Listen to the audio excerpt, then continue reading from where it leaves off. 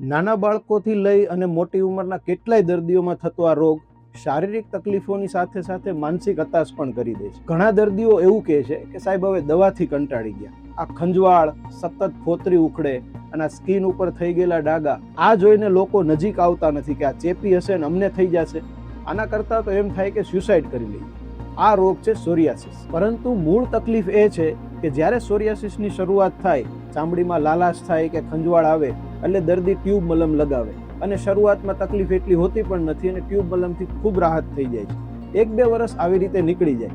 જેમ સમય જાય પછી દર્દીની એવી ફરિયાદ હોય કે સાહેબ 3-4 વર્ષ થઈ ગયા, પહેલાં તો ખાલી શિયાળામાં થતું, હવે ઉનાળામાંય થાય છે, ચોમાસામાંય થાય છે, 12 માસ સ્કિન ક્યારેય નોર્મલ થતી જ નથી.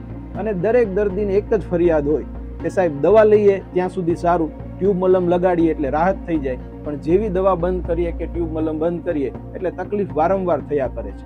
કારણ કે સોરિયાસિસ એ મૂળ ચામડીની તકલીફ છે જ નહીં.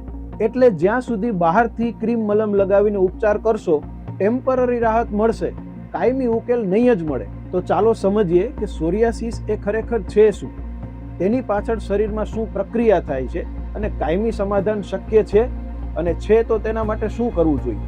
સોરિયાસિસ એ કોઈ ચામડીનું ઇન્ફેક્શન કે એલર્જી નથી, એક ઓટો ઇમ્યુન ડિસઓર્ડર છે.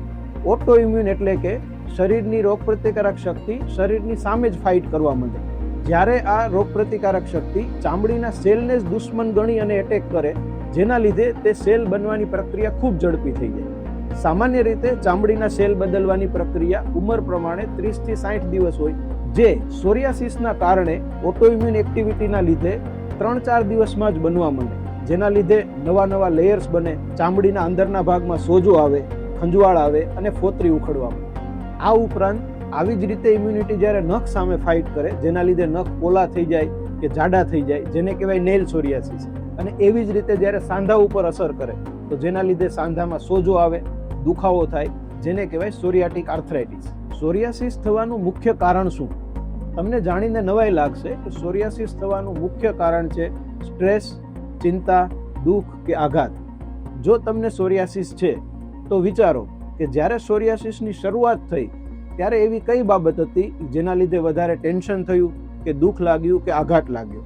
કારણ કે અમારી પાસે આવતા 70 થી 80% દર્દીઓ પહેલા જ ઇન્ટરવ્યુમાં એવું કહે છે કે આવી કોઈ બાબત બની હતી, એના 1-2 મહિનામાં જ મને સોરિયાસિસ થયું છે.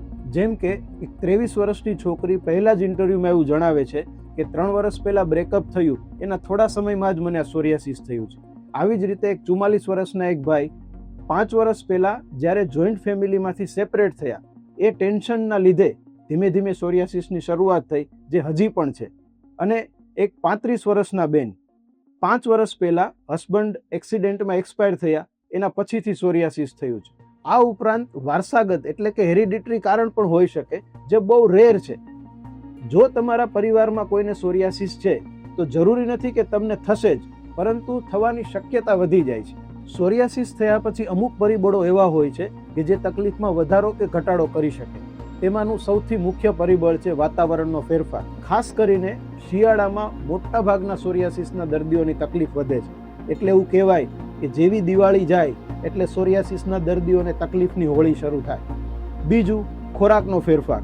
Highly process food, packaging food કે રિફાઇન્ડ શુગર એ સોરિયાસિસને ટ્રિગર કરી શકે. ત્રીજું, અમુક દવાઓ જેમ કે બીટા બ્લોકર, અમુક પેઇન કિલર એ સોરિયાસિસની તકલીફને વધારી શકે.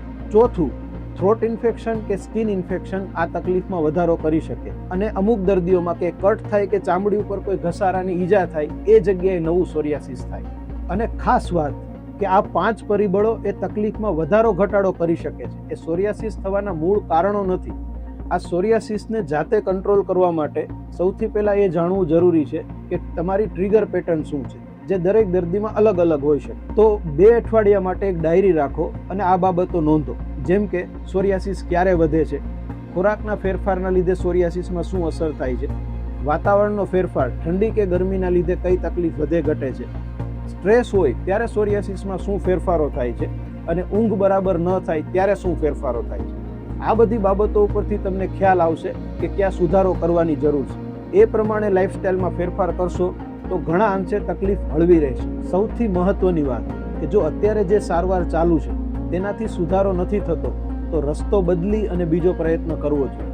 હોમિયોપેથી સારવારથી ઘણા બધા દર્દીઓને ખૂબ સારા પરિણામ મળે છે, કેમ કે હોમિયોપેથી સારવાર શારીરિક અને માનસિક તાસીરનો અભ્યાસ કરી અને તકલીફને જડમૂળમાંથી મટાડે છે. સોરિયાસિસની સાથે આવી બીજી ઘણી સમસ્યાઓ છે, જેમ કે પીસીઓડી, થાઇરોઇડ, સંધિવા વગેરે તકલીફોમાં આપણે ફક્ત તકલીફની સારવાર કરીએ છીએ અને તેના મૂળ સુધી પહોંચતા નથી, જેના લીધે દવાઓ લાઈફ ટાઈમ ચાલુ રહે છે. આ બધી તકલીફોમાં લાઈફસ્ટાઈલ, ફૂડ અને સ્ટ્રેસ મેનેજમેન્ટ ખૂબ જરૂરી છે. ફક્ત દવાથી કામ નહીં ચાલે. આ ચેનલનો મુખ્ય પર્પઝ જ તમારી બીમારી અને તેના કારણોની સાચી માહિતી આપવાનો છે, જેથી એની યોગ્ય સારવાર તમે લઈ શકો. અને હા, સોરિયાસિસ કે અન્ય રોગ વિશે જો કોઈ તમને પ્રશ્ન હોય તો કોમેન્ટ કરો. આવનારા વિડીયોમાં અમે એને કવર કરીશું. જો આ વિડીયોમાંથી કંઈ તમને નવું જાણવા મળ્યું હોય તો આ ચેનલને સબસ્ક્રાઇબ કરો, જેથી ભવિષ્યમાં આવતા દરેક વિડીયો તમારા સુધી પહોંચી શકે.